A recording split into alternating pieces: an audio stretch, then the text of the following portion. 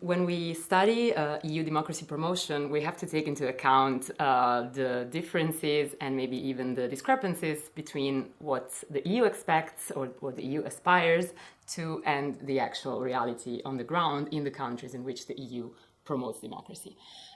So often when we think about democracy promotion and also in the ways in which the EU frames its policies, we have this idea that democracy promotion is something that will gradually bring countries in the neighbourhood of the European Union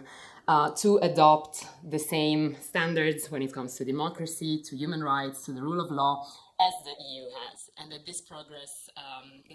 will take place gradually but surely towards a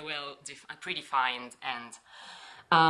But actually, of course, this is not the reality. The reality is that democracy promotion is a contested process that takes place through the interactions and the negotiations between the EU and different actors on the ground. And another problem or another thing that we have to account for is the fact that on the ground in the countries of the neighborhood, there is not one vision of what democracy is. Actually, there are many competing visions of democracy promotion, of who should be the beneficiary of democracy promotion and of what democracy actually implies. And this also is related to societal debates and societal disputes about how society should be transformed, towards which end, or actually whether it should be transformed at all. And so we have to take into account also that there is a multiplicity of visions of democracy that may also not necessarily conform to a liberal democracy conception, which is the one that the EU promotes. So it's also important that we, as scholars of EU democracy promotion,